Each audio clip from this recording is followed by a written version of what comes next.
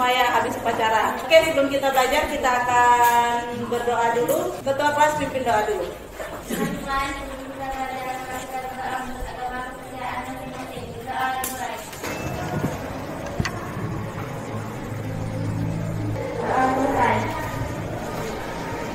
Oke, terima kasih untuk ketua kelas yang sudah memimpin doa. Lingkungannya udah bersih ya, jadi usahakan lingkungan tetap bersih supaya kita enak belajarnya. Baik, sekarang kita akan masuk ke materi baru tentang hukum Pascal. Ada yang tahu nggak fluida statis itu apa? Fluida statis merupakan fluida yang berada di dalam fase tidak bergerak atau diam, atau dengan kata lain fluida dalam keadaan bergerak, tetapi tidak ada perbedaan kecepatan antara partikel fluida. Jadi Ibu ulang sedikit, fluida itu adalah zat yang dapat mengalir. Itu arti pengertian fluida. Apa yang kalian lihat di tempat pencucian mobil? Hidroliknya. Jadi di tempat pencucian mobil itu kalau kalian lihat ada mobil yang dalam ukuran besar itu bisa terangkat, ya enggak? Ya. Kira-kira kalian tahu nggak kenapa bisa terangkat seperti itu? Karena ada dongkrak hidroliknya. Ya. Jadi itulah yang kita akan bahas sekarang, kenapa itu dongkrak hidrolik itu bisa mengangkat mobil yang besar. Pada saat ini pembelajaran kita itu bertujuan untuk memahami konsep tentang hukum Pascal. Jadi nanti kalian supaya tahu hukum Pascal itu apa sih sebenarnya. Kemudian yang kedua itu kita akan mencari tahu alat-alat apa saja yang menggunakan penerapan hukum Pascal dalam kehidupan sehari-hari. Kemudian yang ketiga itu menganalisis besaran-besaran fisika pada hukum Pascal. Kemudian yang keempat kita akan merancang, jadi nanti kalian akan membuat suatu alat yang menerapkan hukum Pascal. Dan yang kelima itu kalian akan mempresentasikan proyek tentang prinsip hukum Pascal.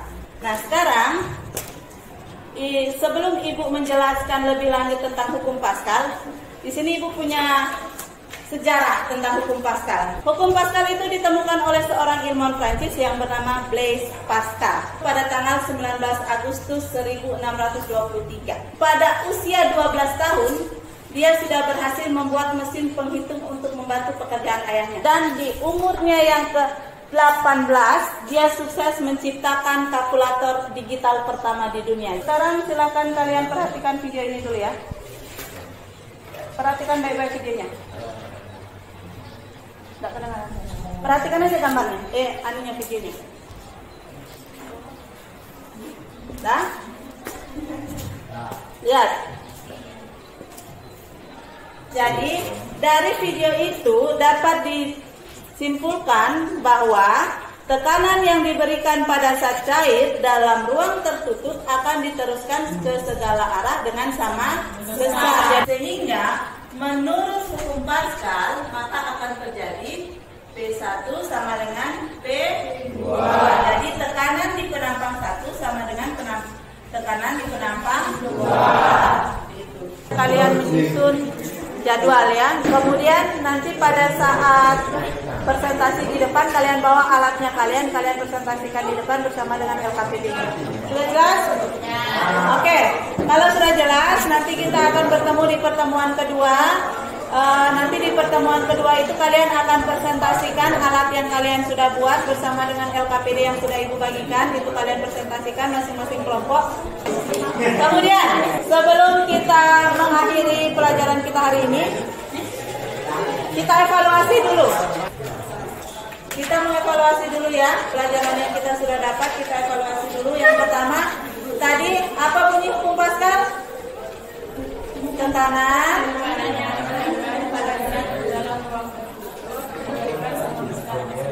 Ya, jadi tekanan yang diberikan oleh fluida dalam satu ruangan tertutup akan diteruskan ke segala arah dengan sama besar. Oke, kalau sudah kita akan akhiri. Wakilnya mana? Silakan kita pimpin doa dulu.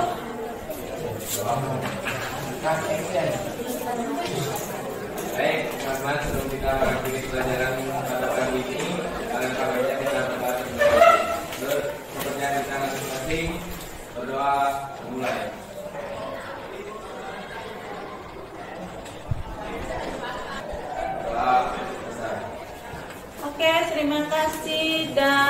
Selamat pagi.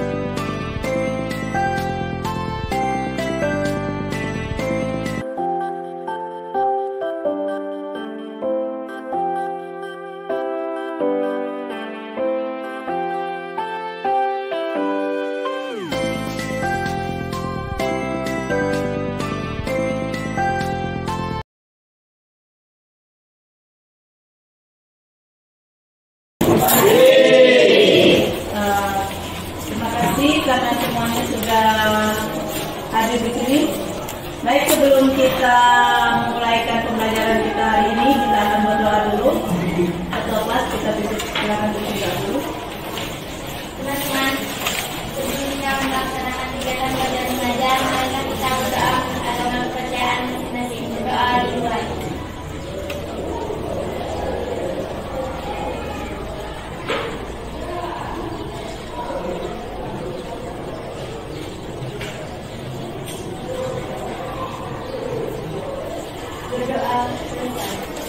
Oke, terima kasih untuk ketua kelas yang sudah memimpin doa.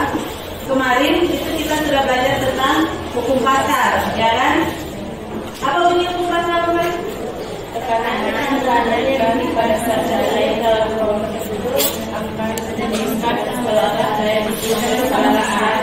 Tujuan pembelajaran kemarin Ibu sudah sebutkan ada 5. Yang pertama itu menjelaskan konsep hukum pasar, terus alat-alat yang menggunakan hukum pasar, dan menganalisis besaran pada hukum pasar itu. Jadi nanti ini masing-masing kelompok Ibu akan berikan kesempatan maksimal 15 menit untuk mempresentasikan hasil kerja dari alat yang kalian buat, ya. Oke, kita mulai dari kelompok 1 ini, ya. Silakan kelompok 1 maju ke depan, bawa alatnya, kalian presentasikan. Baik, perkenalkan kami dari kelompok 1 ingin mempresentasikan hasil kerja kelompok kami dalam membuat dongkrak hidrolik sederhana dengan penerapan hukum Pascal. Alat dan bahan yang diperlukan dalam membuat dongkrak hidrolik sederhana adalah 1. Stik es krim, 2. Selang plastik, 3. Suntikan, 4. Air, 5. Lem tembak, dan 6. Alas. Penerapan hukum Pascal yaitu tekanan yang diberikan pada zat cair akan diteruskan ke segala arah dengan sama besar. Jadi cara kerjanya, dongkrak hidrolik merupakan tenaga yang diterapkan atau diberikan pada suatu titik. Suntikan akan diteraskan atau dipindahkan ke titik yang lainnya dengan suntikan satunya dengan menggunakan cairan yang dimanfaatkan. Jadi teman saya akan mencoba dongkrak hidrolik ini.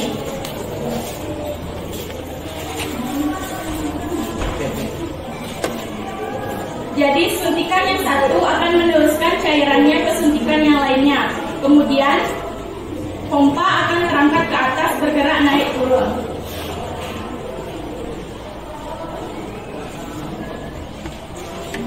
Jadi mungkin itu saja yang dapat kami sampaikan, ya.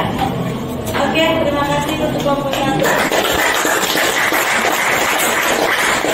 Kami dari kelompok 4 akan mempresentasikan mengenai prinsip kerja jembatan hidrolik. Penerapan hukum Paskal, di mana hukum Paskal berbunyi, tekanan yang diberikan pada zat cair di dalam ruangan tertutup akan diteruskan oleh zat cair itu ke segala arah dengan sama besar. Pemanfaatan sehari-hari hukum Paskal ini terdapat pada jembatan hidrolik ini. Prinsip kerja jembatan hidrolik ini yaitu jembatan hidrolik ini akan bekerja ketika tekanan yang diberikan pada suntikan A secara bersamaan akan memberikan gaya tekanan ke suntikan B, sehingga jembatan ini dapat terangkat. Rekan saya akan mempraktekkan cara kerja jembatan hidrolik ini. Jadi pertama, dari suntikan A ditekan, maka akan bersambung ke suntikan B, maka akan terjadilah jembatan ini terangkat.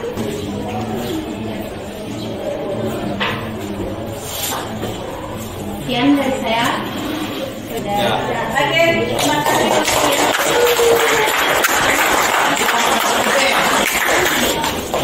Dari semua alat yang sudah kalian buat, itu semuanya adalah menerapkan tentang prinsip hukum Paskal.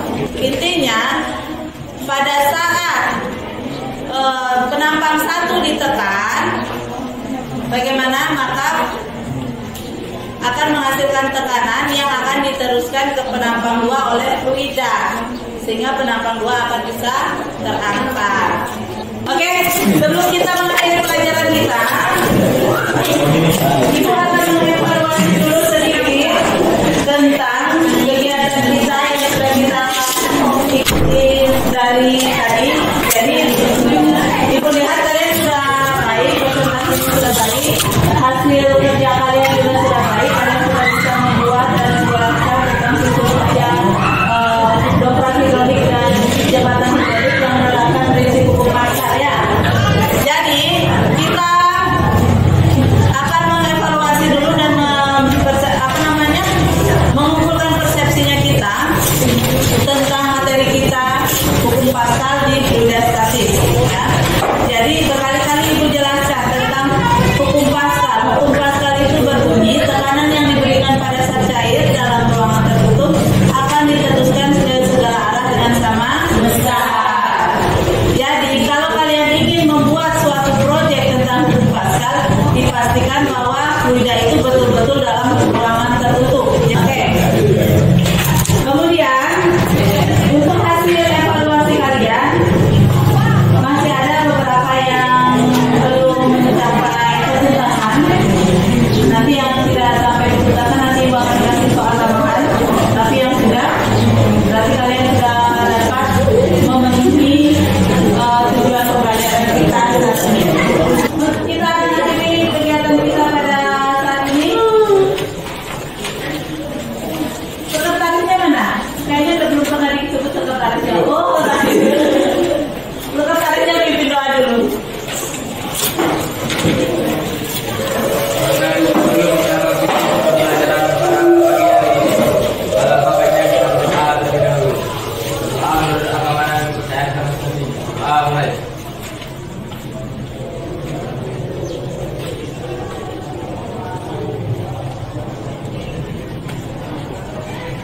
Doa selesai.